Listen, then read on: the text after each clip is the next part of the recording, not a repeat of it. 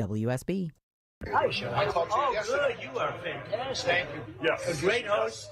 Sean radio. Listen to his show. Absolutely. 95.5. One mic.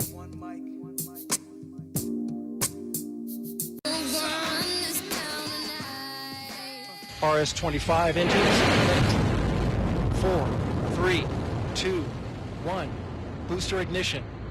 And liftoff. That was it. The Artemis 2 launch today about 30 minutes ago, around abouts that time. And where were you?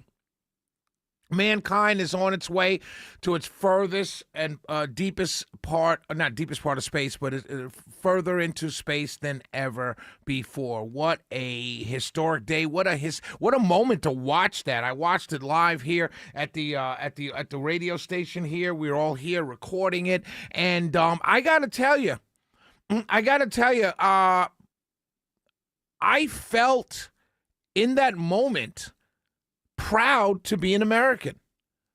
In that moment, I'm always proud to be an American, but in that moment, I felt just like rah! We did this. A 10-day mission.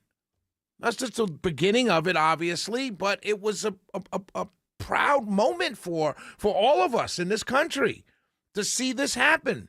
One of the most fascinating things that I heard during the lead up to the launch was, I can't remember because I was flipping back and forth between the stations, between the cable news stations, and I heard, I can't remember which, whether it was CNN or Fox, that had they had a guest on, a scientist on, and they asked the scientist, why did it take so long for us to get back to the moon? Because you know the people that don't believe we went to the moon in the first place, that's always their reason. Well, why did it take so long to go back?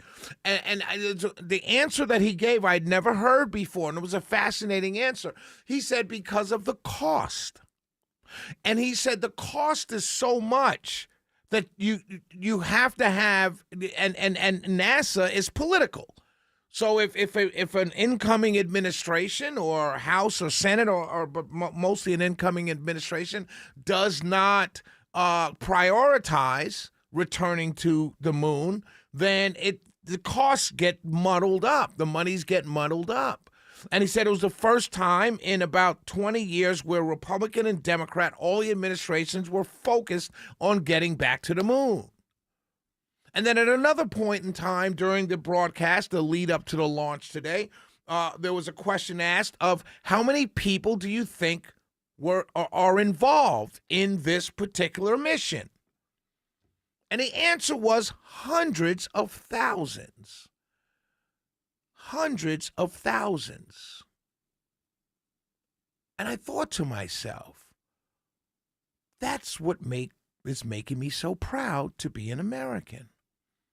Over decades, hundreds of thousands of people, Republican and Democrat, focused on a mission to go up to the moon, go around the moon. For the first time in human history, four sets of human eyes will set eyes on the dark side of the moon. We have never, as the human race has never seen the dark side of the moon. We will see it. Hundreds of thousands of people over the course of years focused on this mission. Democrats, Republicans, Christians, Jews, Muslims, atheists, black, white, women, male, female, hundreds of thousands. And I thought to myself, imagine, just think about it. Go back, listen to how I set this up. The question was asked, why did it take us so long to get back? Finances, money. There had to be a commitment over administrations, Republican and Democrat, to commit to going back. That happened. Then the next part was how many people were involved in this mission?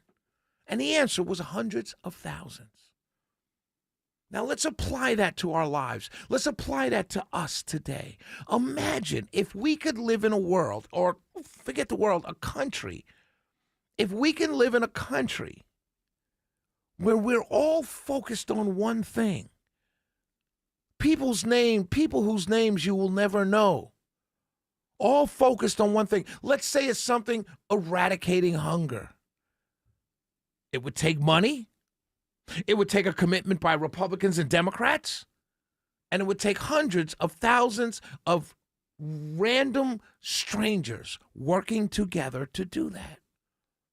Why do you think we can't do that? Why do you think it's possible for Republican administrations, Democrat administrations, to spend money, billions and billions and billions of dollars, to get back to the moon over decades, working together, hundreds of thousands, that we could do that? Doesn't that mean we could do anything? Doesn't that mean as a country that we can do anything if we just applied ourselves as citizens to working together to get it done? That's what it tells me. That's why I sat in my chair in the office today watching the launch, and I was proud. I was proud to be an American because I saw what was possible when Democrats, Republicans, men, women, black, white, all work together. No one's seeking to be the lead. No one's seeking to be the chief. No one's seeking to be, everyone working together to achieve a successful mission. Could you imagine if we can do that? We can. It was just proven that it can be done. And I think the way we get it done is we've got to get rid of some people. Not rid of meaning death, but move them to the side. We have to move the haters to the side. We have to move the naysayers to the side. We have to move the woe is me, so I'm going to make it hard on everybody else. We have to move them to the side and achieve what NASA just achieved. Republican and Democrats working together, male and females, black and white, religious, non-religious, all working together, hundreds of thousands. People you will never know their names, working together to get back to the moon. We can do it. We can do it for any problem that we face in this country and in this world.